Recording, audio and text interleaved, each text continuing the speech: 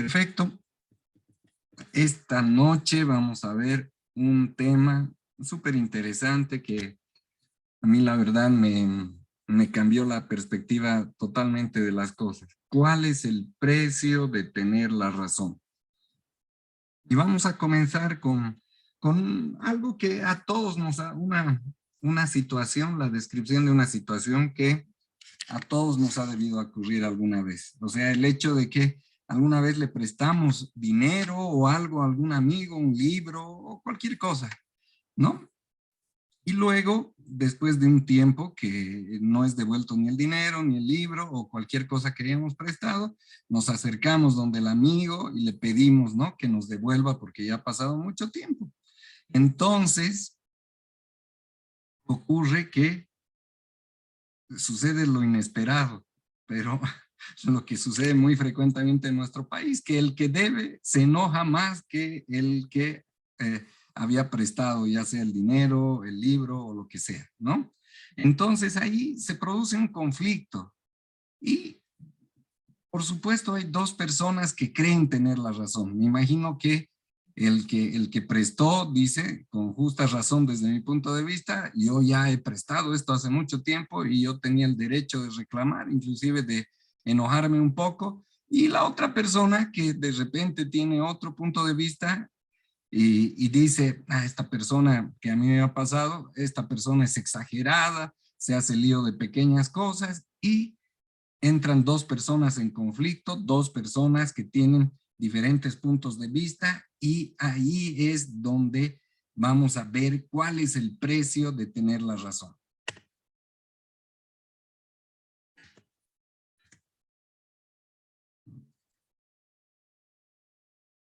Ahí está. Bueno, nuestro texto base para la palabra que vamos a compartir ahora es Mateo 5:9, que lo tenemos aquí en dos traducciones, una la Reina Valera y la otra la traducción en lenguaje actual. Vamos a leer la primera.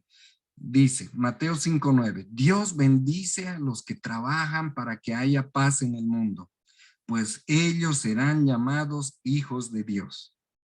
El mismo versículo en versión Reina Valera, bienaventurados los pacificadores, porque ellos serán llamados hijos de Dios.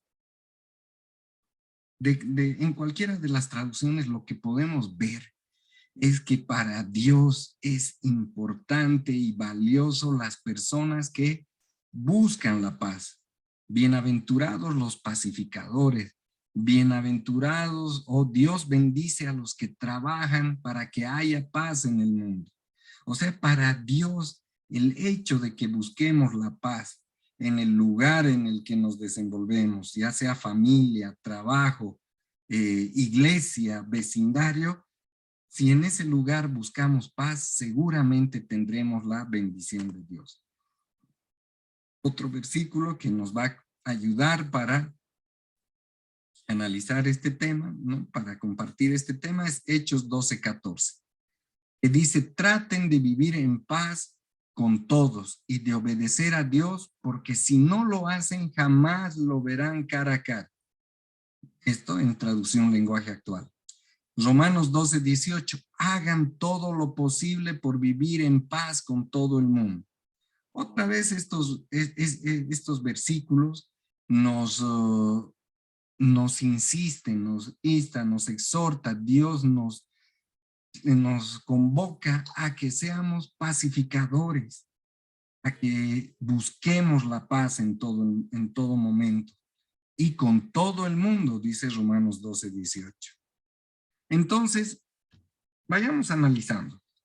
La relación con el prójimo, después de la relación con Dios, así como lo planteó Jesús, después de la relación con Dios, la otra relación importante es con nuestro prójimo. Lo cual es un desafío, porque como habíamos empezado describiendo en una situación hipotética, somos personas diferentes, hemos nacido en hogares diferentes, tenemos una educación diferente, muchas veces tenemos orígenes diferentes, ¿no? Porque es una cosa nacer aquí y otra cosa nacer en Estados Unidos o nacer en Europa o dentro del mismo país. nacer aquí o nacer en Santa Cruz o nacer en El Beni o nacer en Tarija nos hacen personas con características diferentes. Entonces, es un desafío porque no vamos a encontrar otra persona igual a nosotros. Y siempre va a estar presente el conflicto. ¿Por qué? Porque somos una persona, pues somos personas diferentes. No vamos a pensar lo mismo que otra persona. Tal vez coincidamos en varias cosas, pero va a haber muchas cosas en las que no coincidamos. Inclusive con personas que nos aman y que amamos, es posible que no coincidamos en muchas cosas, aún con las personas que amamos. Entonces, el conflicto es un espíritu, es una fuerza destructiva, es algo que siempre va a estar presente, pero que si nosotros damos cabida al conflicto, definitivamente el conflicto va a crecer porque es un espíritu destructivo. Y tenemos que tener en cuenta que si es una costumbre para nosotros el conflicto, si es el modo en que nos eh,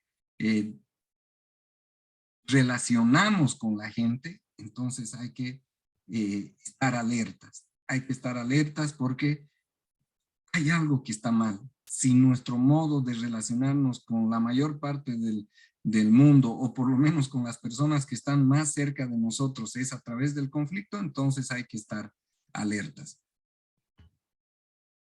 ¿Cuál es el origen del conflicto? El origen del conflicto, ya sea aquí, como puede ser una pareja, como pueden ser compañeros de trabajo, como pueden ser países enteros, bueno, dirigidos por una persona, como ahora está ocurriendo entre Rusia y Ucrania, ¿no? Es que dos personas piensan diferente de un mismo tema, ¿no? Dos personas no se ponen de acuerdo sobre un mismo tema. Y los dos quieren tener la razón, y eso es lo que origina el conflicto. Algo que también enciende el conflicto es el orgullo, por supuesto, ¿no?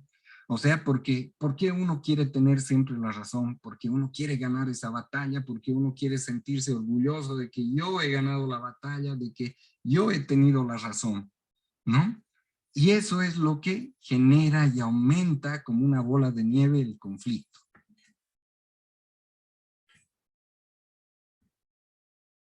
Y el conflicto también se presenta como una tentación. Y bueno, aquí esta carita del diablito, que parece tierna, pero no lo es, ¿no? Entonces, el demonio es el que nos pone como una tentación el conflicto. O sea, ¿cómo puede poner como una tentación el conflicto? Puede haber gente que nos provoca, no sé, en el trabajo, en el vecindario, podemos llegar a un lugar donde nosotros nos estacionábamos frecuentemente y puede que alguien haya ocupado ese lugar, eh, puede ser que alguien nos salude de mala manera, ¿no? Puede que alguien nos salude de mala manera, puede que alguien nos trate mal, puede que alguien inclusive nos agreda y entonces la gente nos provoca. Y esa es la tentación al conflicto, es el demonio que nos está tentando para entrar en conflicto.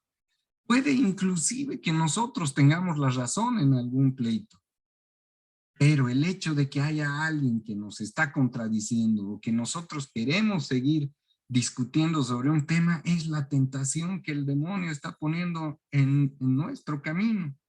¿No? Inclusive la gente puede difamarnos y por supuesto nosotros vamos a tener la razón inclusive de estar molestos, pero igual eso tenemos que verlo como una tentación. ¿Y qué tenemos que hacer con las tentaciones? Es evitarlas, ¿no? Dice la palabra que nosotros no debemos enfrentarnos a las tentaciones.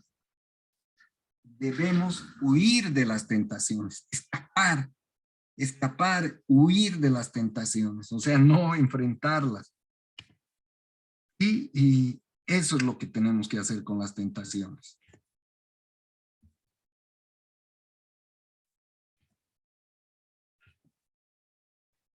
¿Cuánto vale tener la razón para pelear por ello? Este es un concepto que a mí por lo menos me ha cambiado mucho el modo de pensar.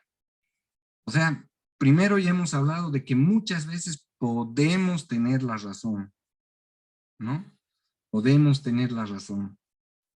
No estamos diciendo de conflictos en los que no tengamos la razón. Estamos hablando de inclusive conflictos en los que nosotros tenemos la razón en una discusión frente a otra persona. Pero lo que veía y lo que escuchaba en algunas prédicas era, y eso por eso digo, me transformó mi manera de pensar, porque decía, uno puede tener la razón en la mayor parte de las cosas que uno piense, puede decir uno, no, yo, en mi criterio es el mejor y hasta puede que sea cierto. Pero si uno pelea por tener la razón todo el tiempo, puede morir teniendo la razón. Puede ser enterrado, solo, sin gente que inclusive lo llore a uno, porque toda la vida uno ha estado peleando por tener la razón. Y aunque uno la hubiera tenido, basta el haber entrado una y otra vez en conflicto, aunque uno tenga la razón, para que uno pueda morir en soledad. ¿Por qué puede morir uno en soledad? Porque aunque uno tenga la razón, si uno entra en conflicto, al entrar en conflicto puede decir cosas inadecuadas, puede actuar de manera inadecuada, puede agredir a las personas, hasta tal vez físicamente, hasta tal vez verbalmente. Y lo único que uno va a provocar es dañar relaciones. Cuando uno daña relaciones, lo que pasa es que la gente se aleja. Y es así como uno, aún teniendo la razón, puede terminar solo al final de sus días. El conflicto genera falta de unidad. En un matrimonio es fatal, ¿no? Porque el conflicto, si uno entra en conflicto por todo y por nada, definitivamente ese hogar no va a marchar bien. No va a marchar bien. Si en una empresa, si en un equipo de fútbol, el conflicto entra en el equipo de fútbol, como cuántas veces veíamos, hemos visto en equipos de fútbol, entrenadores gritándoles a los jugadores saliendo y haciéndoles señas de rechazo a los entrenadores, peleas entre compañeros. Sabemos por lógica que ese equipo no va a marchar, que ese equipo no va a tener éxito. En un ambiente de trabajo, la falta de unidad también va a ser totalmente destructiva, pero seguramente lo más terrible va a ser el no tener falta de unidad en el hogar, porque ahí las consecuencias van a ser terribles, devastadoras, quién sabe, eternas. Y eternas me refiero a que va a haber consecuencias que de repente van a durar toda la vida. ¿Qué más provoca el conflicto? El conflicto provoca desorden. No, porque cuando uno no está en conflicto con otras personas, definitivamente no puede coordinar ni lo más pequeño. Entonces, si hablamos de un hogar, seguramente todo va a andar desordenado, todo va a andar en caos, como dice, como el apunte que dice más abajo. Entonces, cuando entramos en falta de unidad, dañamos relaciones, entramos en un desorden, que si el desorden cada vez crece más, entramos en caos. ¿Qué es lo que va a pasar con un equipo de fútbol, con el ambiente de trabajo, con nuestro hogar? Se va a destruir. Entonces, ¿por qué he puesto aquí dos cofres? Uno lleno de oro y otro vacío. Porque cuando nosotros ingresamos en el conflicto con cualquier persona, siempre pensamos que si ganamos el conflicto, si ganamos la discusión a la buena, a la mala, teniendo la razón, no teniendo la razón, pensamos que vamos a encontrar un tesoro, que alguien nos va a dar una medalla, que nos vamos a sentir felices por haber ingresado en el conflicto y haber ganado la batalla. Pero lo que encontramos cada vez que entramos en conflicto, peor todavía si son con personas que amamos, es un cofre vacío. Un cofre vacío, tal vez no tan vacío, porque sí, este cofre va a estar lleno de soledad, de relaciones rotas, de falta de unidad, de desorden, de destrucción. Pero lo que sí no vamos a tener, y por eso se ponía un cofre vacío, es este tesoro. Entramos en el conflicto pensando que vamos a ganar algo, pero en realidad no ganamos nada y lo único que tenemos es el vacío total. Y aquí tenemos un versículo que dice, Marcos 3:24, si los habitantes de un país se pelean entre sí, el país acaba por destruirse. Traducción, lenguaje actual. Entonces, otra vez la palabra nos confirma, la palabra, como ha escuchado un pastor, el manual de instrucciones, decir que si entramos en conflicto, el país acaba por destruirse, el equipo acaba por destruirse, las amistades acaban por destruirse, las relaciones laborales acaban por destruirse. Entonces la Biblia nos dice, por eso al comienzo nos decía que debemos evitar el conflicto y que Dios valora a las personas que evitan el conflicto. ¿Cuál es, por el contrario? Ya hemos visto lo que provoca el conflicto. ¿Cuál es el valor de la unidad? Leamos esto, Deuteronomio 32:30 dice, ¿cómo se explican ustedes que un solo israelita hizo huir a 1000 soldados? ¿Y cómo se explican que 2 soldados hicieron huir a 10,000? Si yo no cuidara de ustedes ni les hubiera dado la victoria, ustedes no habrían podido vencerlos. Aquí se habla de una batalla que tuvo el pueblo hebreo, ¿no? ¿Y qué dice este versículo? Dice, ¿cómo ustedes pueden explicar que un solo israelita hizo huir a 1000 soldados? O sea, ya de hecho, y más abajo, en este versículo yo quiero marcar, subrayar 2 conceptos. Y vamos a describirlos uno por uno. Uno es que, y vamos a empezar por el segundo, si yo no cuidara de ustedes ni les hubiera dado la victoria, ustedes no habrían podido vencerlos. Lo primero que entendemos de este versículo y que está dicho en otras partes de la Biblia es que no importa, no vale de nada que trabajemos desde las 5 de la mañana hasta las 8 o 10 de la noche, dice un versículo. Si es que no está ese trabajo bendecido por Dios, no va a dar frutos. Así como no va a dar frutos nada de lo que no esté bendecido por Dios. Por eso es que es tan importante la oración para hacer que nuestros oídos estén sensibles a la voz de Dios. Porque si vamos y queremos emprender proyectos económicos, proyectos emocionales, proyectos de familia, como trasladarse de un lado a otro, como cambiar de trabajo, si iniciamos esos proyectos sin buscar la bendición de Dios y sin preguntarle si Él está de acuerdo o no con eso, nada puede ocurrir. Y aquí eso es lo que dice, si yo no los hubiera bendecido, ustedes no hubieran podido vencer al enemigo. Pero además de ese concepto de la bendición que lo conocemos, que siempre lo hemos conocido, que si Dios no bendice algo, no va a prosperar. Entonces, otro concepto importante es que una vez teniendo la bendición de Dios, aquí se ve el valor de la unidad. Con la bendición de Dios, un solo israelita hizo huir a 1000 soldados. Con la misma bendición de Dios, dice, ¿cómo se explican que 2 soldados hicieron huir a 10,000 soldados? Aquí, y yo veía increíble, hay un concepto que un par de veces me explicaron y que se llama sinergia. Y que es increíble que ya estaba en la Biblia, escrito hace más de 4000 años. ¿Qué es la sinergia? Es lo que aquí se puede ver gráficamente. Sinergia es cuando la suma de 2 esfuerzos dan más de lo que hubieran dado esos 2 esfuerzos por separado.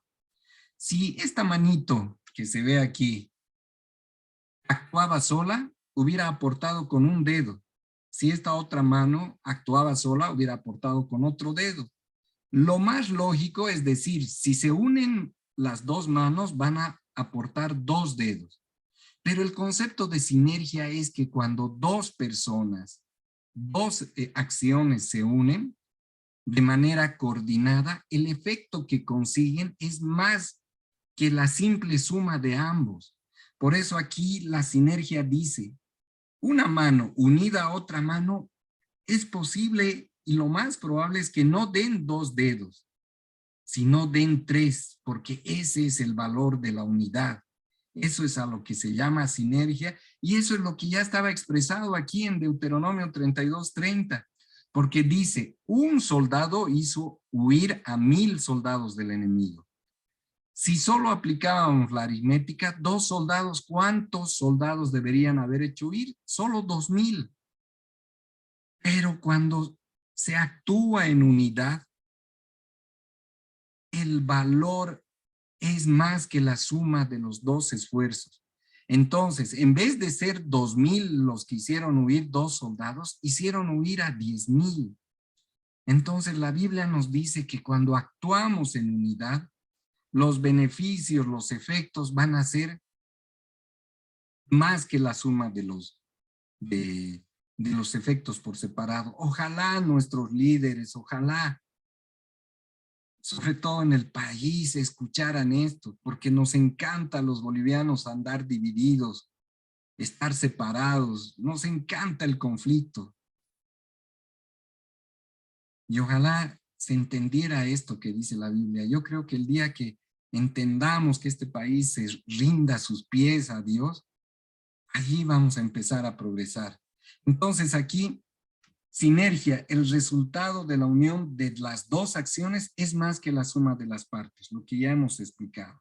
La unidad es un canal de bendiciones. Cuando un hogar anda en unidad, definitivamente las bendiciones caen por doquier. Cuando en un trabajo la gente, los empleados andan en unidad, las bendiciones caen por doquier. Y algunas inclusive solo se ven como simples consecuencias de estar en armonía. Todo lo contrario del conflicto. En la pareja aplica lo mismo. Seguro que si una pareja anda en unidad, hasta tanto el crecimiento emocional de los hijos, el crecimiento económico de la pareja, seguro se va a duplicar, triplicar, pero si cada uno anda por su lado, cada uno anda en conflicto con el otro o entre todos en la familia, seguro que las consecuencias, como ya hemos dicho, serán devastadoras y que no se abrirán esos canales de bendición. Yo lo he visto esto. Génesis 2:24. Esto explica por qué el hombre deja a su padre y a su madre y se une a su mujer para formar un solo cuerpo. En lo que respecta a la pareja, por eso la Biblia dice que forman un solo cuerpo, que deben trabajar en unidad. Y esa es la mejor herencia que podemos dejar a nuestros hijos. ¿Qué pasa si somos jugadores de fútbol o jugadores de cualquier otra cosa y vamos a la cancha y nuestros hijos nos ven jugando? ¿Qué pasa si es que somos el papá que siempre se agarra a puñetes con el rival? ¿Qué pasa si cuando vamos a almorzar a algún lado somos el papá que comienza a hacer el problema al mesero y se genera un ambiente desagradable para comer, para almorzar? ¿Qué pasa si somos el papá que estamos manejando el auto y lo único que hacemos en la calle es bocinear a todo el mundo, o peor todavía, insultar a la gente? ¿Esa es la herencia que le queremos dejar a nuestros hijos? Entonces, además de evitar la destrucción, evitando el conflicto, de generar canales de bendición a través de la unidad, algo que tenemos que pensar es en cuál es la herencia que le vamos a dejar a nuestros hijos. ¿Cuál es el modo de reaccionar que recordarán de papá cuando ya no estemos? Pero entonces alguien dirá, ¿y cómo abordamos los problemas? O sea, ¿cómo voy a solucionar mis problemas si yo no los defiendo? Si yo tengo la razón, ¿cómo voy a solucionar eso? Si yo no voy a reclamar, si yo no me voy a ir a pelear con esta persona, ¿cómo lo soluciono? Esa es una pregunta lógica que nos podemos hacer. Y aquí tenemos un versículo que nos va a ayudar a dilucidar esto. Proverbios 23, cualquier tonto inicia un pleito, pero quien lo evita merece aplausos. Más allá de que tengamos la razón, y lo hemos estado viendo en diferentes versículos, Dios nos insta a evitar el conflicto por todos los medios. Nos insta a evitar el conflicto por todos los medios, a ser sabios en nuestra conducta. Evitar el conflicto significa tener madurez. Tener madurez significa cada vez más imitar el carácter de Jesús. ¿Qué pasa si no defiendo con uñas y dientes mi punto?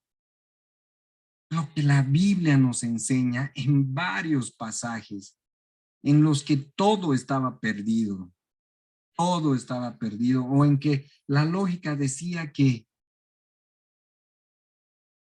los hijos de Dios que en un determinado momento o estaban en batallas o tenían proyectos que eran imposibles, Dios hizo que ellos triunfen. Entonces, ¿qué pasa si no defiendo con uñas y dientes, peleándome, gritándome, yéndome a los puñetes con alguien? ¿Qué pasa si no hago eso?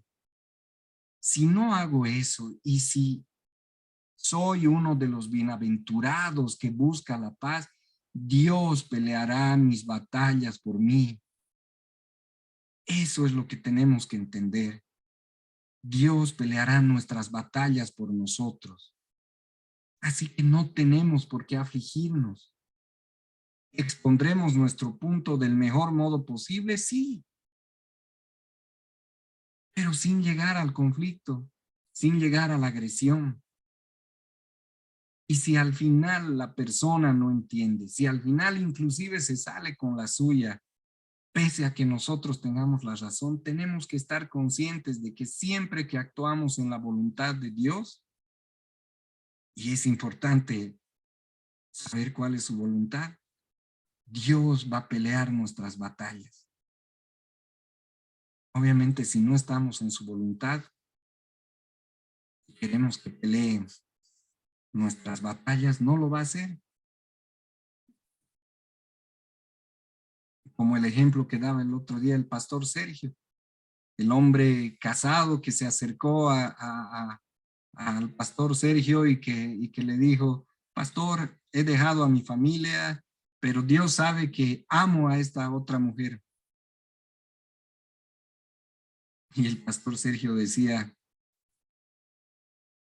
se engaña al pensar que Dios va a bendecir ese proyecto.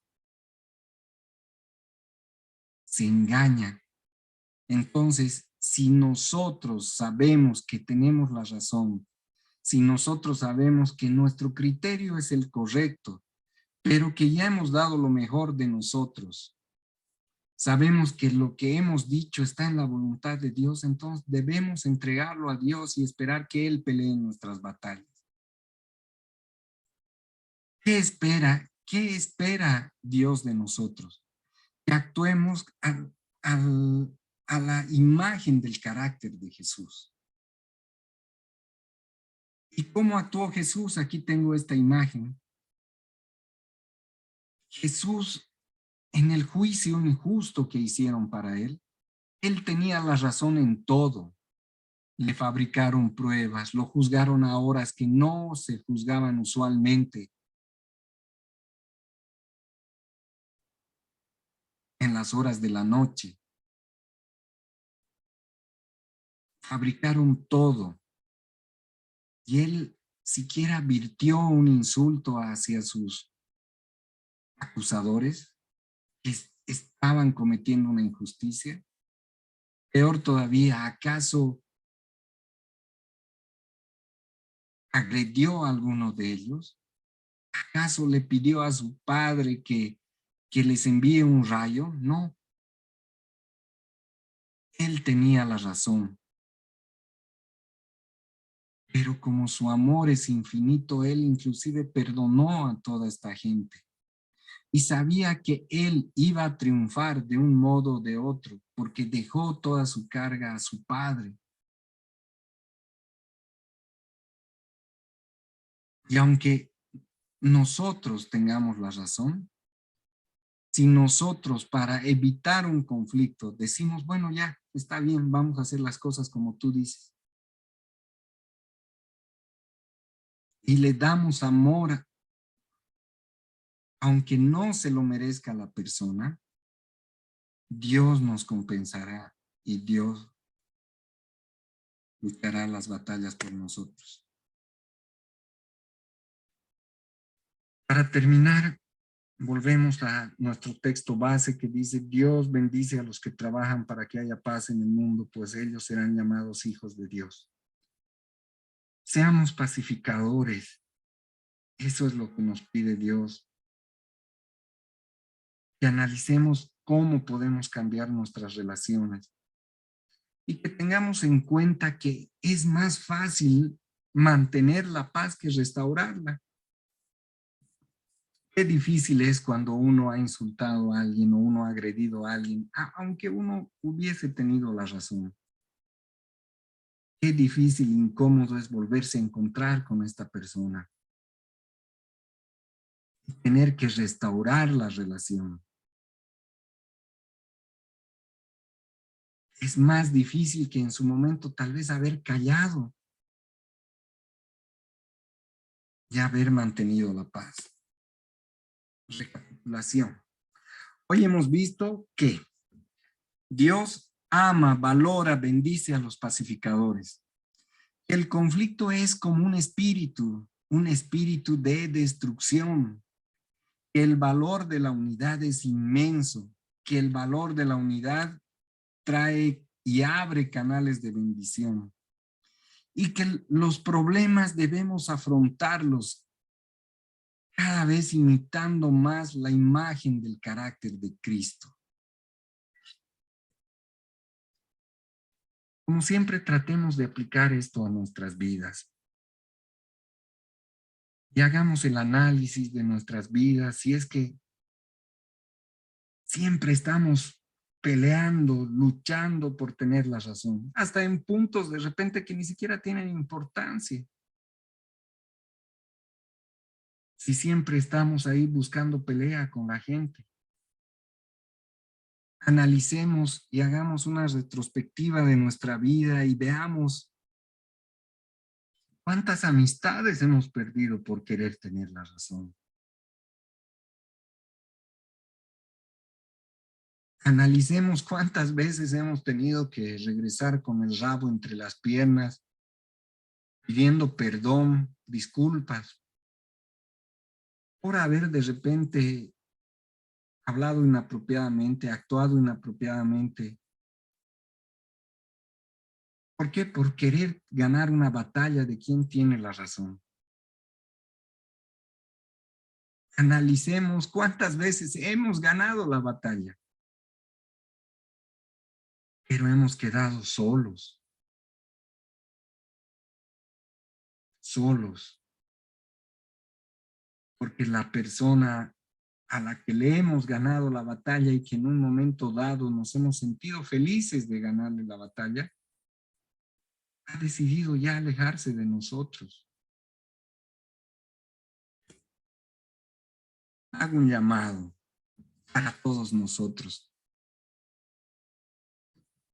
Hago un llamado para que evitemos las discusiones, para que evitemos el conflicto, para que seamos pacificadores, para que cada día imitemos el carácter de Cristo, que aún teniendo la razón, se quedó callado, que aún teniendo la razón, implícitamente les dio la razón a ellos al no decir nada. Todo para evitar el conflicto y todo por amor.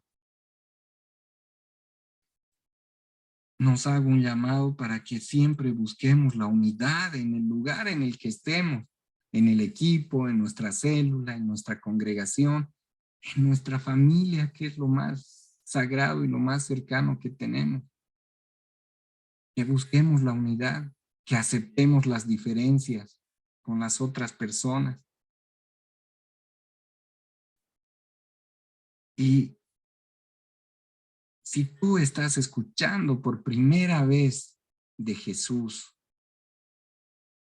un mensaje relacionado con nuestro amado Jesús y Dios, te hago el llamado a que busques la salvación.